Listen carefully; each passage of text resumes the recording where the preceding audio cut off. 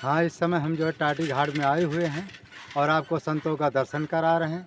यहाँ बहुत बड़ा भंडारा था, राम अर्चा थी, उसी में हम लोग आए हैं। जंगल में अचानक संत मिल जाते हैं, उन्हीं संतों का हम आपको वीडियो भी दिखाते हैं, उनका सत्संग भी सुनाते हैं, क्योंकि संतों का सत्संग जो है अनमोल होता है। और फिर जंगल के महात्माओं का सत्संग तो और अनमोल है, क्योंकि ये लोग क्या है कि जो कहते हैं वो करते हैं। जो भजन करेंगे तभी कहेंगे कि हम माला फेरते, तुम भी माला फेरो। जब ऐसा कोई महात्मा कहता है तो उसकी बात को मानना पड़ता है और उस पर चलने पर हमारा कल्याण होता है।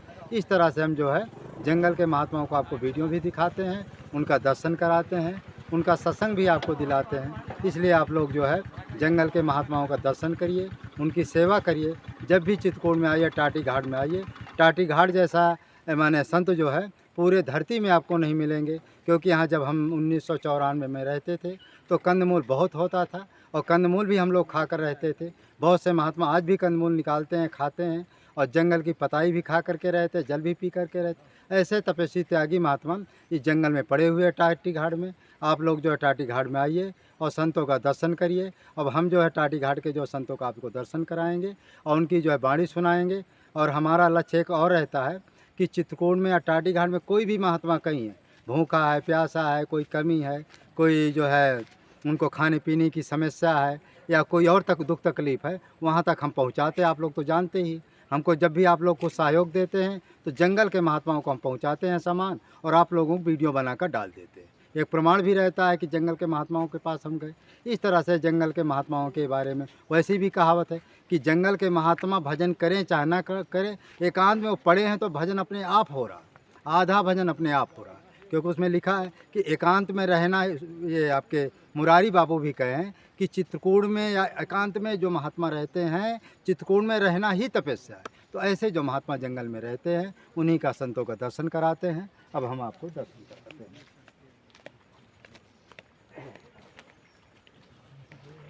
हमारो आमदनी होना चाहिए, आमदनी आप लोग कर लेते। अरे यार इनका भी ले लो फोटो, और थोड़ा बोलना कि कुछ ये इनके खाते में डाल देंगे।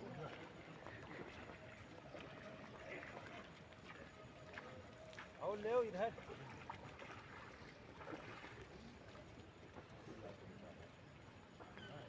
गाड़ी कहाँ जाए तो जा रहे हैं। जानकी मंगल में जानकी जी को राम जी जैसे पति मिले, पार्वती जी को शंकर जी जैसे पति मिले। तो ये लोग इसको आराधना कर सकते हैं। अच्छा, पार्वती मंगल और जानकी मंगल दो हैं क्या? हाँ। अच्छा, महाराज जी कहना है कि जो नई युवतियाँ हैं, पार्वती मंगल और जानकी मंगल, ये ग्रंथ कहाँ मिलेगा? ग्रंथ तो गीता प्रेस से सब मिलते। हाँ, गीता प्रेस में मिलेगा। आप कोई भी इसका पाठ करने पर आपको जो सुंदर पति मिलेगा और दीर्घायु मिलेगा और माने आपके अनुकूल पति मिलेगा महाराज। नहीं नहीं, देखो ऐसा है, इसका नियम ये है। अच्छा, आवाज आ रही है उसमें? हाँ, खो ये लगा है। देखो, रामायण के सूत्र के अनुसार पत्नी को पति के अनुकूल होना चाहिए और पति को पत्नी के अनुरूप होना चाहिए और पत्नी को पति के अनुकूल होना चाहिए। ऐसा नियम है। अगर पत्नी पति को अनुकूल करती है तो वो विपरीत बात होगी। अनुरूप वर दुल्हन परस्पर रामायण में आया है। वाम भाग शोभत अनुकूला, आद शक्ति छब्न जग मूला, आया नहीं? रामायण से प्रमाण मिलता है कि पत्नी को पति के अनुकूल रहना चाहिए, अनुकूल रहना। हाँ, और पति को पत्नी के अनुरूप होना चाहिए। समझे? अब वो कहे कि पति अनुकूल हो जाए और पत्नी अनुरूप हो जाए तो वो बात बनती नहीं, उल्टा हो गया फिर काम। अब उसको चाय पीना है। देखो, जब जानकी जी की विदा हुई तो सुनैना ने क्या समझाया था? हाँ, समझाया। क्या समझाया था? पति रुख लख आयस अनुसरी, सास ससुर गुरु सेवा करहु, और पति रुख लख आयस। पति का रुख देख के उनको कहना नहीं पड़ेगा हमको प्यास लगी, तुरंत पानी लेकर के तुम प्यासी होंगे हाजिर करो। रुख देख करके उनका काम करना, वो सच्ची पतिव्रता है। वो अब ये नहीं कि वो पत्नी से कहें, वो बोले ही नहीं, पति वो जाके स्वयं जाके अपना लेकर नल से पानी और पी ले, वो तो फिर अनुकूल हो गया, पत्नी के अनुकूल हो गया। कल युग तो ऐसे चलता। नहीं नहीं, ऐसा नहीं चलता, वो गलत बात है। गलत। चलो अंतिम एक प्रश्न और, संतान प्राप्ति में बाधा क्या महाराज जी पूर्व जन्म का ये पाप बाधक होता है क्या?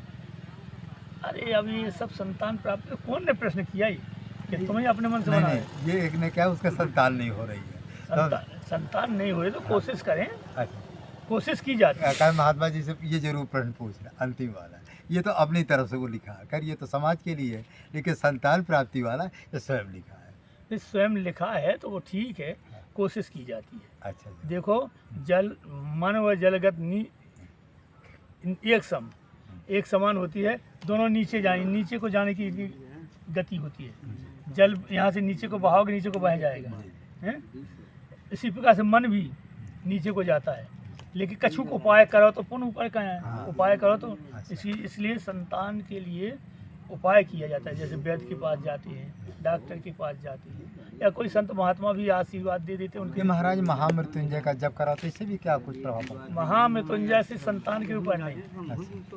महामृत्युंजय जो मंत्र है ये मात्र अकाल व्यक्ति को अकाल में। अकाल मृत्यु से बचाता है, अच्छा और व्यक्ति को कोई ऐसा मरणासन्न कष्ट है तो उसमें मृत्युंजय जाप कराने से उसमें जाप फायदा मिलता है। मृत्युंजय हर चीज में, हर मंत्र हर जगह काम नहीं करता है। अच्छा।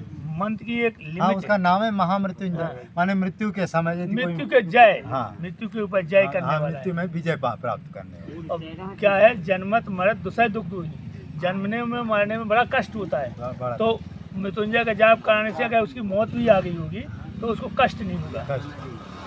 उसका मंत्र त्र्यंबकम यजामहे सुगंधिम पुष्टिवर्धनम। जैसे ये खरबूज होते हैं ना, खरबूज जब पक जाता है तो वो अपने आप डंठल छोड़ देता है, बेल से संपन्न नहीं रहता उसका।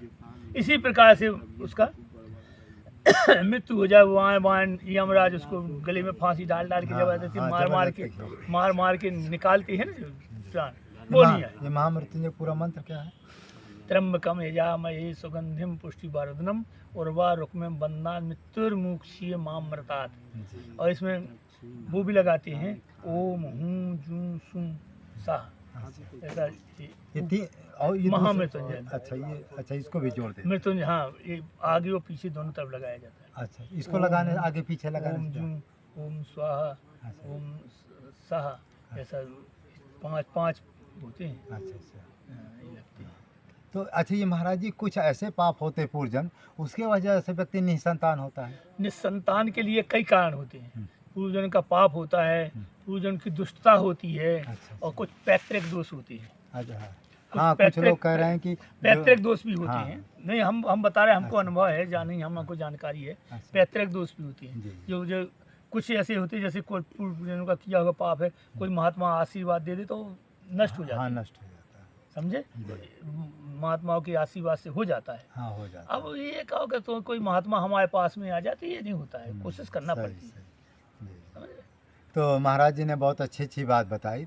तो आप लोग जो प्रश्न करते हैं कि संतान क्यों नहीं होती, अच्छा उसमें जैसे क्या बोलते हैं, ये तो आपने बहुत अच्छी बात बताई।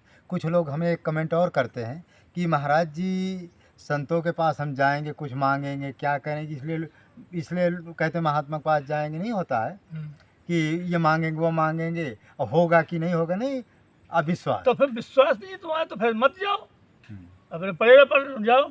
डॉक्टर के पास विश्वास है, पानी का इंजेक्शन भर के देता है, उन्हें कि 1.5 लाख का है, अमेरिका से आया है, वो तो ठुसवाते रहती है, हाँ, उसमें विश्वास हो जाता है। हाँ। महात्मा से नहीं विश्वास है तो जाओ। अच्छा, महात्मा भी कई तरह के हैं, कुछ महात्मा ऐसे हैं कि उसको बलगलाते रहते हैं, राम से उसका हाँ शोषण करते शोषण करते रहते जी, हैं। जी। ये भी बात है, हाँ ये भी बात। इसको भी हम कंफर्म नहीं कर सकते कि महात्मा ऐसे नहीं है, हाँ। लेकिन बहुत कम महात्मा ऐसे होंगे, और बहुत कम महात्मा ऐसे भी होंगे जिनके जो कहेंगे यथा चित्तम तथा वाचु यथा वाचा तथा क्रिया, जी। चित्ते वाची क्रियायांच साधु नाम एक रूपता, जी। साधु एक रूप रहता है। जी। तो महाराज जी ने बहुत अच्छी बात बताई। यदि आपके संतान नहीं है तो किसी अच्छे महात्मा जंगल में एक आदमी कहीं तपस्या करते हों, उनके पास आप जाइए, उनसे अन्य विनय करिए, प्रार्थना विनती करिए। अच्छा, साधु सेवा करने से महाराज कहते हैं, साधु सेवा करने से कहते हैं ऐसा कोई पाप नहीं जो न कटे, और कोई ऐसा नहीं जो कामना महाराज पूरी न हो, हाँ, लेकिन लगन से महाराज नहीं, साधु, हम लोग साधु महात्मा जितने भी हैं सब कल्प वृक्ष माने गए। अच्छा, कल्प वृक्ष, जी जैसे कल्प वृक्ष, एक कल्प वृक्ष का नाम सुना होगा, एक कामधेनु का नाम सुना होगा। जी जी सुने ये दो जो है जी। एकदम से चरम सीमा के उदाहरण हैं। जी कामधेनु क्या, जो जो आप कामना करेंगे जी वो पूरी होगी, जी कामधेनु हो गई। और जो जो कल्पना करेंगे, कल्पना माने इच्छा, जो जो कल्पना करेंगे तो उसके नीचे जाएंगे तो वो कल्पना पूरी होगी। उसको कल्प वृक्ष कहते हैं। तो साधु कल्प वृक्ष होता है, कल्प वृक्ष होता है। समझे। जी तो साधु का अब उतना ना उतनी आदमी साधक की ना उतनी श्रद्धा विश्वास बनता है, जी जी और ना संत के पास वो उतनी शक्ति होती है। हाँ सही।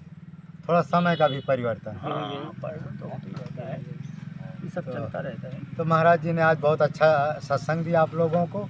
मानव धर्म प्रसार की जाए, सत्य न्याय धर्म की जाए, चित्रकूट धाम की जाए, परमहंस श्री राम मंगल दास जी की जाए, परमहंस श्री गंगा रामदास जी की जाए। मानव एक जात है, मानवता ही एक धर्म है। कुछ भी बनने के पहले आप मानव बने, इधर हिलता ही नहीं है। कुछ भी बनने के पहले आप मानव बने, सत्य न्याय धर्म की पुनर्स्थापना करें।